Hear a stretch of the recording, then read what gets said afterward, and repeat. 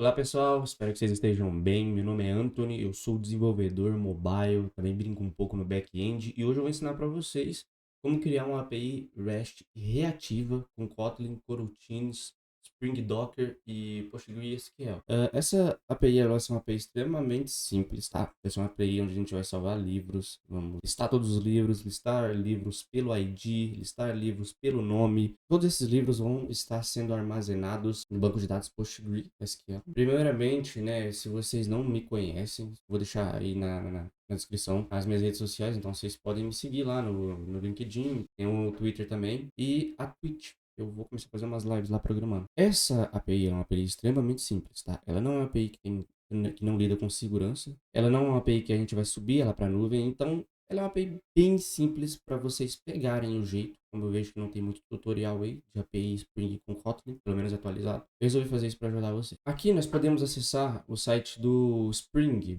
Initializer, tá? Vocês podem meio que copiar aí a configuração e eu vou explicar para vocês o que cada um faz. Aqui é o projeto. Qual vai ser o tipo de projeto? Existem vários tipos de projeto. Nesse caso eu vou usar o Maven. A linguagem vai ser Kotlin. Aqui a gente pode deixar o Spring Boot recomendado. Em Artifact nós podemos colocar um nome, cara, um nome simples. No package a gente deixa jar. No Java eu vou usar o Java 17. E aqui vem um pulo do gato, né? As dependências, tá? O Spring ele fornece muitas dependências pra gente. Muitas tem dependências para literalmente praticamente tudo aqui.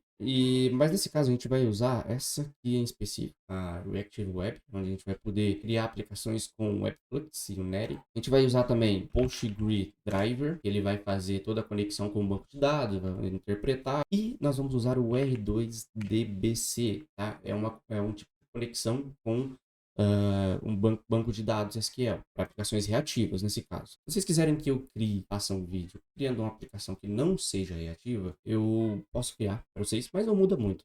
E a gente pode clicar em Generate, ele vai gerar aqui para a gente o zip. Com o zip gerado, a gente pode clicar com o botão direito nele e extrair ele na pasta de preferência. Dentro aqui vai ter toda a informação necessária. Nesse caso, você pode usar a IDE de preferência. Eu vou usar o IntelliJ. Então vamos abrir a aplicação e dar um build nela, né? Deixar ela construir. A gente vai em Open, a gente abre ela e ele vai dar um build no projeto. Enquanto ele vai dando esse build, a gente pode fazer outra coisa. Pode abrir o terminal de preferência. Nesse caso, eu vou abrir aqui o PowerShell e a gente vai criar a nossa imagem do Postgre usando o Docker. Se você não sabe o que é o Docker, como usar o Docker, para essa aplicação em específico, a gente só vai usar isso. Eu recomendo que você pesquise sobre, é muito bom.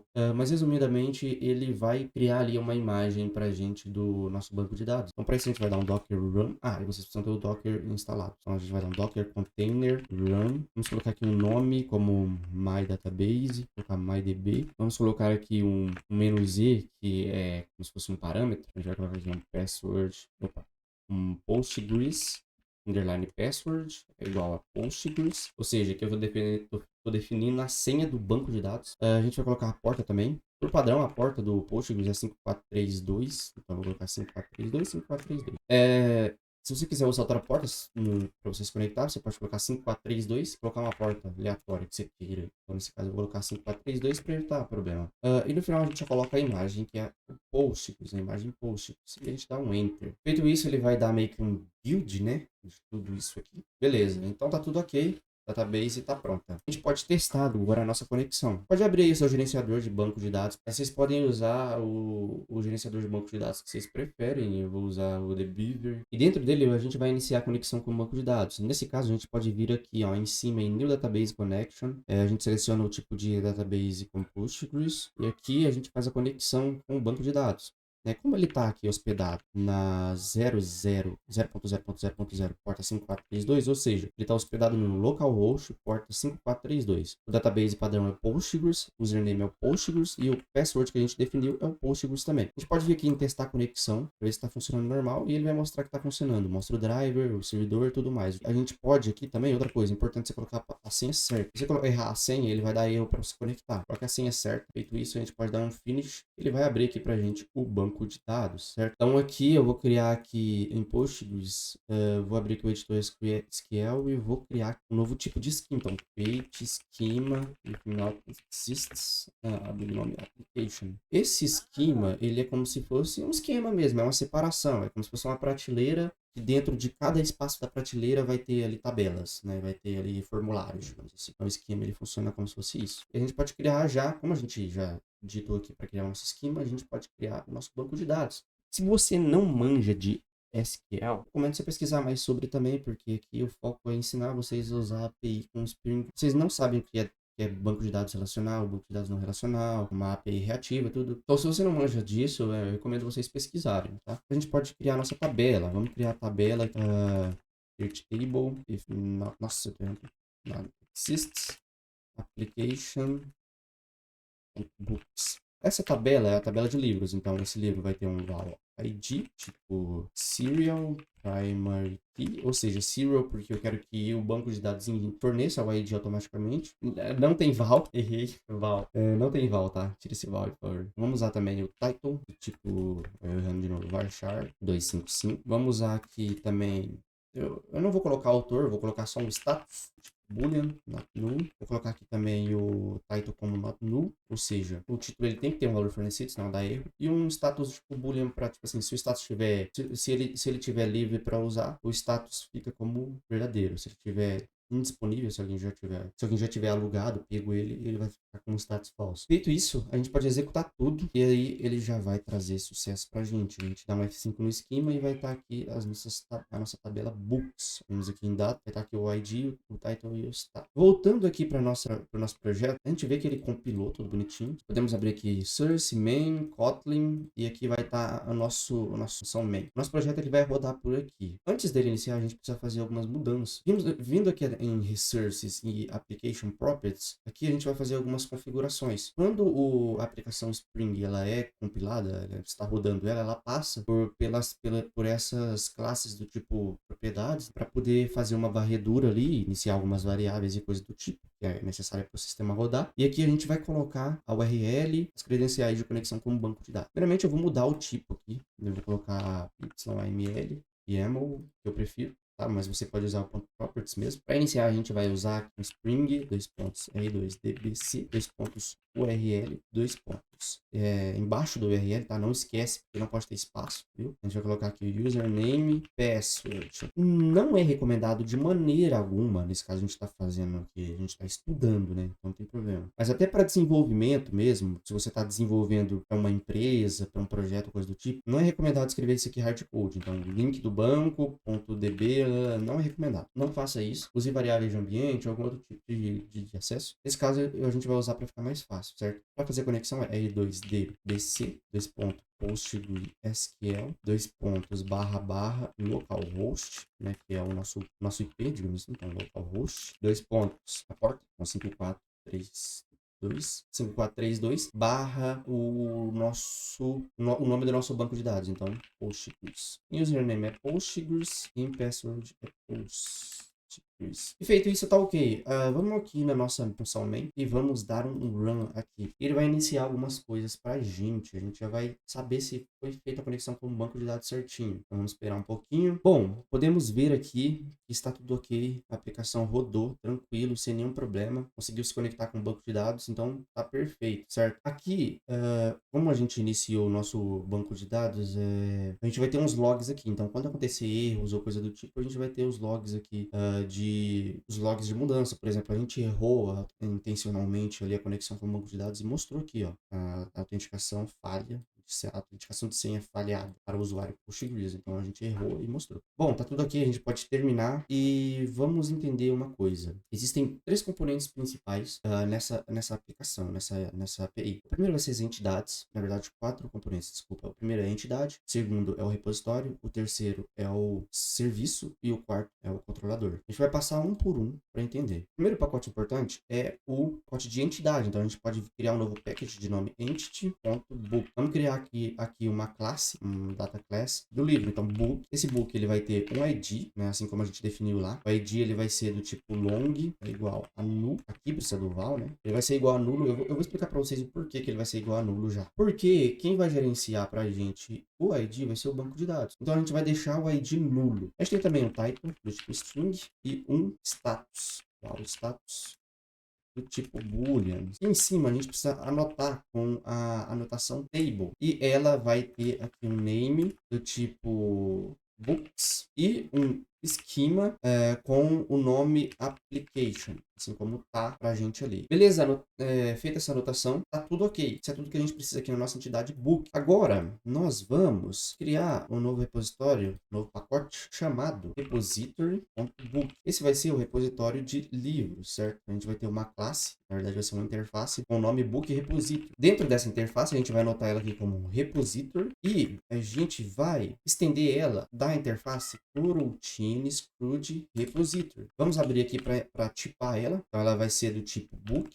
e o ID vai ser um long nulo. Feito isso, com essa interface, a gente já tem acesso a alguns métodos. Por exemplo, a gente tem acesso ao método count para ver quantos itens tem na tabela, o método delete para deletar um item específico, delete all para deletar todas as entidades, find all, find by ID, o save all para salvar uma lista de itens, de livros no caso.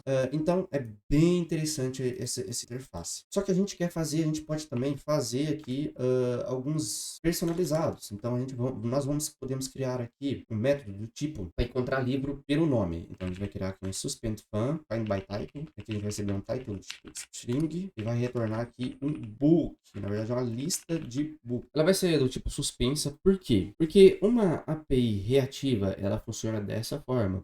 Como a API normal, suponha que a gente tem uma requisição que demore 1 segundo para ser feita e em seguida tem uma requisição que demore 50 milissegundos. A requisição de 50 milissegundos vai ter que esperar a requisição de 1 segundo ser terminada numa API normal. Na API reativa, não. A API de 1 segundo está sendo feita, nesse meio tempo, a aplicação percebeu que tem uma requisição que demora 50 milissegundos, então ela vai passar essa requisição na frente. Como que o nosso repositório vai saber que ele tem que encontrar livros pelo título? Porque aqui dentro a gente vai anotar com a anotação query e fazer aqui a nossa query personalizada. Então a gente vai dar um select from application.book where title é igual a 2 pontos type. Ou seja, a gente vai selecionar tudo da tabela books que vem do esquema applications, onde o título dessa tabela é igual ao título que nós passamos. Esse 2 ponto title significa esse title aqui. Vamos mudar isso aqui, é application invertido. Bom, temos aqui este item,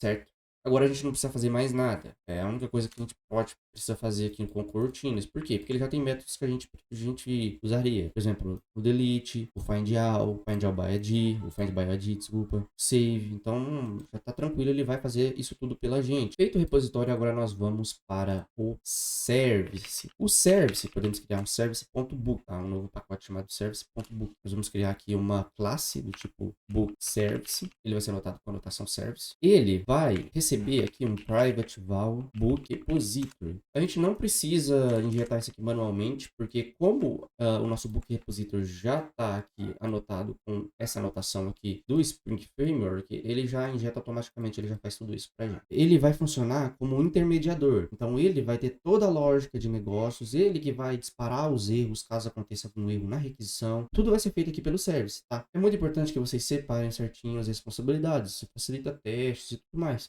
Para essa aplicação simples, já vai ter aí um número considerável de pacotes, tá? E arquivos. Então, numa aplicação maior, imagina uma aplicação que tenha, sei lá, 50 endpoints. É muita coisa, então precisa separar certinho cada coisa. Eu não sou dono da verdade, eu não sei tudo, então recomendo que vocês pesquisem, aprendam. Cada time é de um jeito, cada time tem uma regra específica, então entenda as regras do seu time, isso vai facilitar demais, beleza? Tem isso, claro. Dentro do book service, nós vamos colocar todos os métodos que serão aceitos, todas as requisições que serão aceitas. Aqui a gente vai ter um suspend fan, save, onde a gente vai receber um book, vamos retornar um book também, e dentro dele nós damos um return book repository.save, passando aqui o book. Feito isso, tudo ok. Agora vamos fazer os métodos de listagem. Nós teremos um método que vai listar todos os livros, outro método que vai listar o livro pelo ID dele e outro método que vai listar o livro pelo título dele. Então a gente pode criar aqui um suspend fan, find, a gente pode dar aqui um find all, e aqui a gente pode retornar na mesma linha, né? A gente vai retornar uma lista de livros, então a lista de book é igual a book repository.find all ponto to list. E a gente vai coletar essa lista. Por que que eu tô fazendo na mesma linha? Essa é uma facilidade do Kotlin. Eu quis mostrar para vocês que dá para fazer tanto assim quanto assim. Eu vou fazer em linhas separadas porque para esse tutorial eu acho que vai ser melhor. Às vezes vocês que estão aqui vendo, às vezes não tem tanta facilidade assim com o Kotlin, vou fazer em linha separada para ficar melhor. A gente vai ter também para listar pelo nome, então, pelo título, na verdade, find by title. A gente recebe um título, seja um title do tipo string. Ele vai retornar aqui um book, certo? Dá um return, book repository.find by title, passando aqui. Deixa eu ver aqui qual que é o problema. Ele tá retornando uma lista, é verdade, uma lista. Vai ser uma lista de livros. Por quê? Porque pode ser que tenha livros com mais de um nome. Percy Jackson 1, Percy Jackson 2. Eu não sei, tô dando um exemplo. Agora nós vamos retornar pelo ID. Então a gente vai fazer aqui um suspend fun, find by ID. O ID ele só vai ter um, então é um do tipo long, que retorna aqui um book. E ele vai dar um return book repository.find by ID, passando o ID. Ele obrigatoriamente é de um tipo não nulo, né?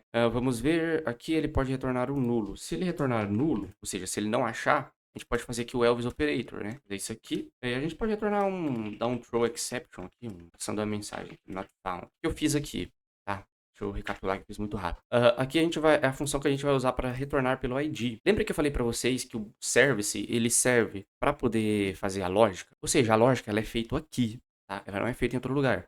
No caso, a lógica é o seguinte, a gente vai tentar retornar um book do nosso repositório pelo ID. Se ele não for encontrado, essa função, esse método, ele vai retornar um nulo, certo? Ele pode retornar um nulo. Se ele não for encontrado, ele vai retornar um nulo. Se ele encontrar, se ele retornar um nulo, ou seja, esse else operator, eu quero que lance uma exception com a mensagem not found. Acho que é isso. Agora a gente pode vir aqui, dar um suspend fun delete by ID para deletar, passando aqui o ID do tipo long, então dá aqui um return book repository.delete by ID, passando o ID.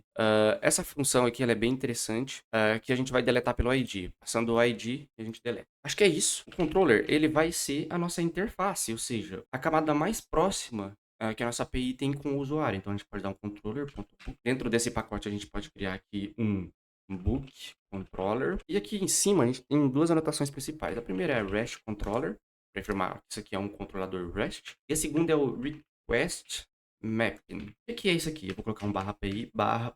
A nossa API ela inicia, como a gente pode ver, na porta 8080 do localhost. Se eu vier aqui no navegador de preferência e digitar aqui um localhost 2.8080, não vai acontecer nada. Vou dar um enter, no caso não está rodando, né, a API, mas ela não vai acessar nada. Para acessar a API, eu preciso que o nosso caminho, o nosso path base seja localhost 2.8080 barra API barra book. A partir desse path, nós vamos fazer a requisição. Esse path vai ser a requisição, vai ser o caminho base. Vamos lá, vamos fazer a primeira de salvar os livros. Então a gente pode fazer o seguinte, um fun save, que recebe um livro, retorna um book, dá um return. Na verdade, antes de fazer isso, eu preciso instanciar, né, nosso service. Então dou um ativar o book service. Ele já está anotado aqui com a anotação do Spring Framework, ele é um service, ou seja, ele já vai ser instanciado, ele vai ser iniciado automaticamente, injetado automaticamente. Então a gente pode dar um return book service ponto save passando o book. Aqui ele pede para ser uma suspense, né? Então a gente pode vir aqui dar um suspend fun. É isso. Como a gente vai informar para a API que quando o usuário entrar num caminho específico, esse método vai ser chamado para poder salvar o livro, usando a anotação. No caso, vai ser a anotação post mapping. Vou colocar um barra new. A gente poderia deixar vazio, tá? Não tem problema, mas eu prefiro deixar um barra new para ficar mais legível. Ou seja, quando o usuário entrar no localhost 2.8080 barra API barra book barra new, fazendo uma requisição do tipo post, ele vai chamar essa função, tá? O Spring ele vai chamar essa função, que é a função de salvar. A gente pode testar isso. Aqui no navegador, ele não vai ser complicado testar isso, né? Então eu vou usar o Postman. Eu vou abrir aqui o Postman, você pode abrir aí o que você desejar. Então o que eu vou fazer? Aqui no Postman eu vou fazer essa requisição. Eu vou dar um new http, vai ser http localhost 2.8080 barra API barra book barra new. Ela não vai ser um get, vai ser um post. E aqui vai ter o body. Eu eu quero mostrar para vocês depois que a gente precisa mudar esse body. Por quê? Toda vez que a gente for fazer uma requisição, a gente vai ter que fazer uma requisição com parâmetros que a gente não vai ser necessário nós fazermos. Então a gente pode usar os DTOs, como se fosse uma separação ali de responsabilidades de classe de dados. Mas finge que vocês não escutaram isso, é só para quem quer saber se eu vou ensinar os DTOs, eu vou ensinar mais um pouco pro final. Na verdade, depois de mostrar para vocês o método do post funcionando. Certo, aqui a gente pode vir aqui no nosso Spring, a gente pode ver que o post, nesse endpoint, vai chamar essa função. Essa função, obrigatoriamente, precisa de um book. Então, o book ele tem um ID, um title e um status. Então, vamos aqui mapear usando o JSON. Então, um ID, esse ID ele pode receber nulo, então vou passar um valor nulo. Um title, então esse title aqui ele vai receber primeiro livro de teste. E ele vai receber também um status. Nesse caso eu vou receber um true, por exemplo. Feito isso, nós precisamos rodar a aplicação, né, obviamente. Então vamos clicar aqui para dar um run na aplicação. Com tudo rodando bonitinho, a gente pode ver aqui, ó, Netstart um port 8080. A gente pode vir aqui e dar um send, certo?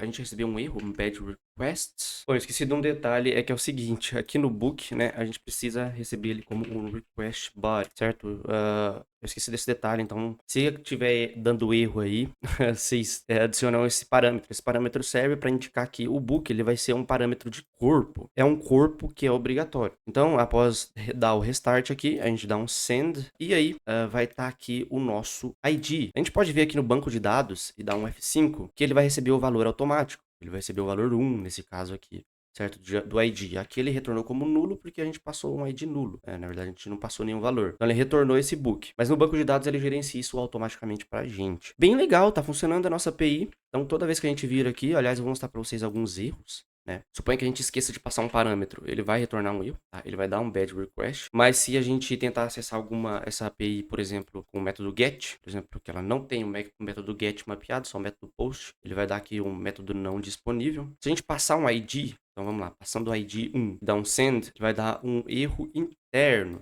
certo? Ele vai dar um erro interno porque nós podemos ver aqui no nosso log, ou seja, a gente está recebendo a insert into books e ele dá um erro que é o duplicate key. Ele está duplicando o valor da constraint books primary key, ou seja, do books ID. Se a gente vir e mudar o ID para 2, ele vai inserir com o ID 2. Se a gente mudar para o ID 5, ele vai inserir com o ID 5. Então, retornando aqui, a gente vai ver que está tudo aqui. Certo? Aí entra um porém, né? Você pode pensar assim, bom, mas eu não quero passar o ID porque eu quero que o banco de dados gerencie isso para mim. E aí entra os DTOs. O que são os DTOs? Os DTOs, eles servem para separar melhor a forma que vão ser enviados os dados e os que vão ser recebidos. Então, facilita as manutenções e os testes. Então, nesse caso, não é tão necessário assim, porque é só um parâmetro, por exemplo, o ID. Mas poderia ser uma classe que tivesse 20 parâmetros e a gente precisasse de 3, entendeu? Não seria legal usar essa classe com 20 parâmetros sempre. Então, é legal, é importante usar os DTOs. Nesse caso, como os DTOs vão ser usados dentro da classe controller, eu vou criar dentro da classe controller mesmo, um pacote chamado controller DTO, DTO book. E dentro a gente vai ter o nosso primeiro DTO, que vai ser o book request. Esse book request ele vai ser um data class e ele vai receber apenas, a gente quer passar apenas o título, então val title tipo string e val status do tipo boolean.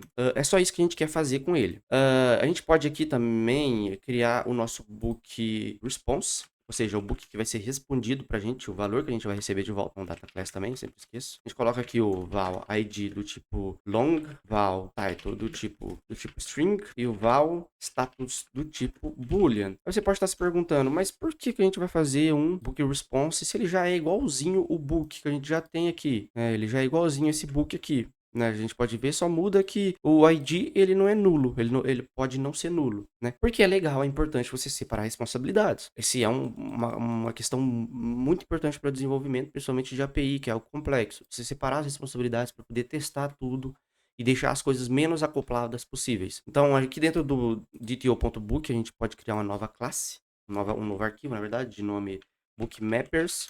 A gente vai mapear essas classes. Quando a gente vai fazer uma aquisição para o endpoint new, a gente vai chamar o save. O save, nesse caso, ele não vai receber mais um book, ele vai receber um book request, certo?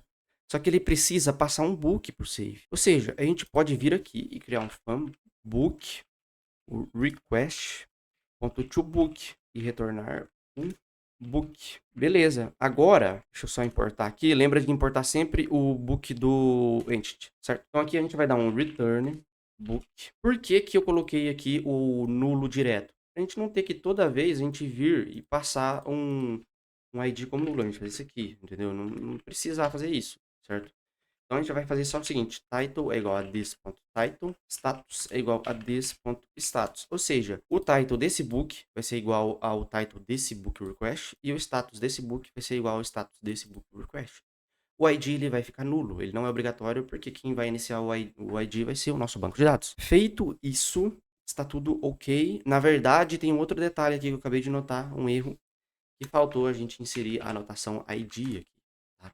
É importante a gente inserir essa anotação ID. A gente formar para o string que o ID é essa propriedade aqui em específico. Tudo ok, só vem aqui em book controller e dá um ponto pro book que vai estar tudo perfeito. Agora, a gente não quer retornar um book, a gente quer retornar um book response. Então a gente precisa fazer a mesma coisa que a gente fez, só que a diferença é que agora a gente vai fazer do tipo book to book response, certo? E a gente vai retornar aqui um book response. E vai ser a mesma coisa. Return book response. ID é igual a this.id. Title é igual a this.title. Status é igual a this.status. O ID do book, ele pode ser nulo, né? A gente deixou ele, na verdade, como nulo. Então, o que a gente vai fazer? A gente vai usar o else operator, ou seja, só para... A gente poderia fazer assim, certo? Para forçar ele para inserir, para forçar ele a ser inserido e informar para o Kotlin que a gente tem certeza absoluta que esse ID nunca vai ser nulo, só que eu gosto de evitar, então evitar crashes, essas coisas. Então eu vou colocar aqui um else operator informando o valor zero. Afinal de contas não vai ter nenhum dado com valor zero no banco de dados, então a gente pode tratar isso aqui mais pra frente, mas a gente não vai fazer isso aqui. Então é isso, a gente vai vir aqui no book e vai dar um book response. Você pode estar se perguntando por que, que o book response tem o ID e o book, e aqui a gente não precisou informar aqui em cima. Porque, pessoal, a gente quer ver o ID do book, certo? Que a gente recuperou. Então por isso eu quero que ele tenha o ID. Então a gente pode pegar e novamente rodar a aplicação e ver se está funcionando tudo ok. Agora não é mais obrigatório a gente informar o nosso ID. Na verdade, como a gente tem um ID aqui informado, se a gente enviar ele, a gente vai ter um erro, né? Porque a gente vai estar passando um parâmetro que não é obrigatório passar, né? Deu até um erro aqui, ó. Agora, se a gente vir inserir um valor, a gente pode tirar esse ID aqui e testar. E ele vai retornar um true com um ID 3, tal. Voltando aqui, a gente pode dar um F5 e ver que ele foi inserido pra gente, certo? Beleza, tá tudo ok para isso. Nós criamos os DTOs, agora é só criar todas as outras classes que a gente vai usar. Então, a gente pode criar aqui também classe, então suspend fun, find all, a gente vai retornar uma lista de book response, tá? Uma lista de book response, então a gente dá um return book service.findAll.map, ou seja, a gente quer mapear todos para it.book response, ou seja, a gente está pegando e chamando esse método. Só que esse método ele vai retornar uma lista de book, e a gente quer uma lista de book response, ou seja, a gente dá um map, ele vai passar item por item e transformar todos os itens em um book response. Aqui a gente vai usar uma anotação diferente, que é a anotação get mapping. Então, e vamos inserir aqui um endpoint customizado, o barra, por exemplo. A gente pode agora suspend from find by ID, passando o ID do tipo long, que retorna um book response. Dá um return book service.findById, passando o ID to book response. Dá aqui um get mapping. Aqui tem um pulo do gato. Aqui a gente vai ter que adicionar a anotação path variable, ou seja, a gente quer informar que esse ID é uma variável de caminho. O que é essa variável de caminho? No nosso endpoint a gente vai ter um barra ID entre chaves.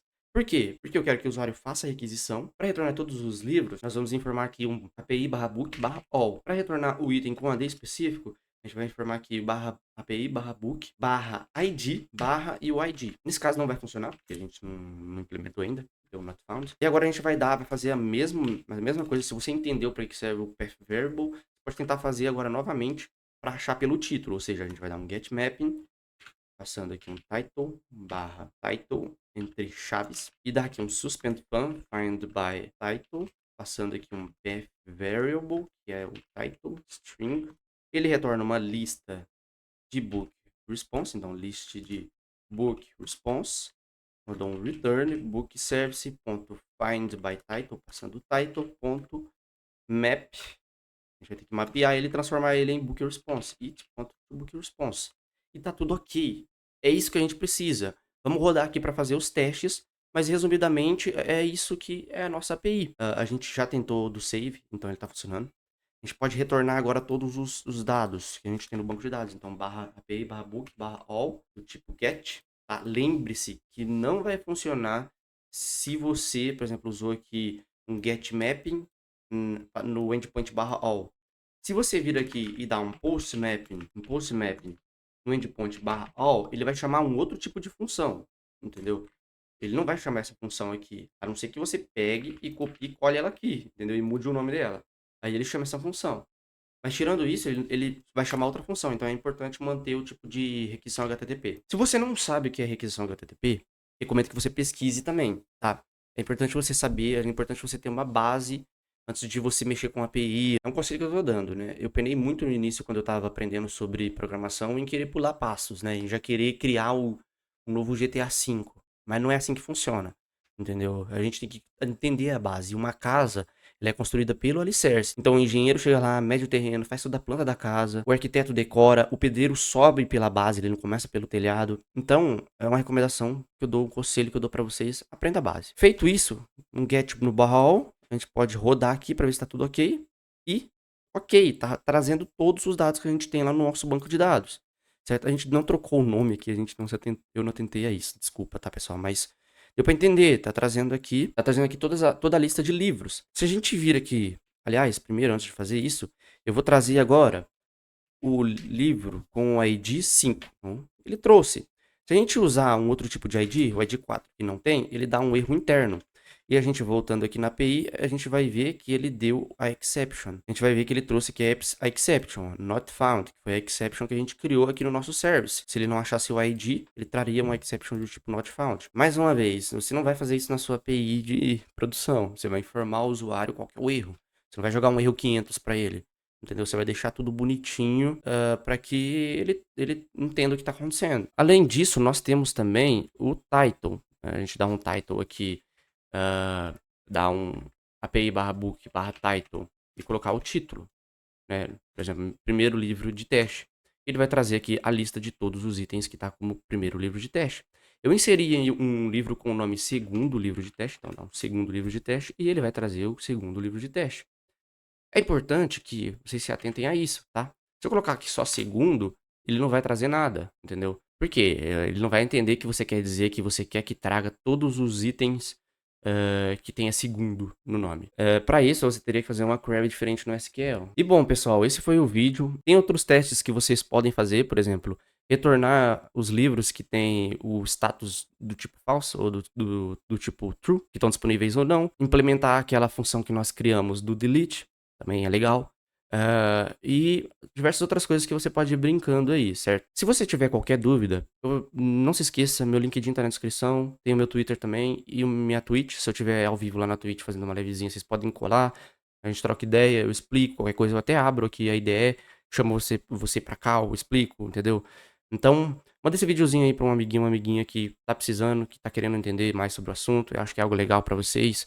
Mais uma vez, qualquer dúvida, entre em contato comigo, tá? Meu LinkedIn tá aí na descrição. E é isso, pessoal. Muito obrigado mesmo. Eu espero que vocês tenham gostado e fiquem ligados aí no canal, porque eu vou trazer mais coisas. Eu já tenho um vídeo aí com o roteiro pronto para poder criar uma API com Spring Security. Ou seja, sem a gente poder qualquer um fazer as requisições, entendeu? Você vai precisar estar autenticado, vai usar tokens e você precisa ter, por exemplo, um nível, né, um role disponível. Por exemplo, você tem que ser administrador para fazer requisições para certos tipos de endpoints e por aí vai. E vai ter uma aula bônus também dessa API, que é subindo essa API e o banco de dados para nuvem, para o AWS, para o seu amiguinho aí da casa dele. Você manda para ele testar e falar. Você fala, olha que API legal que eu criei.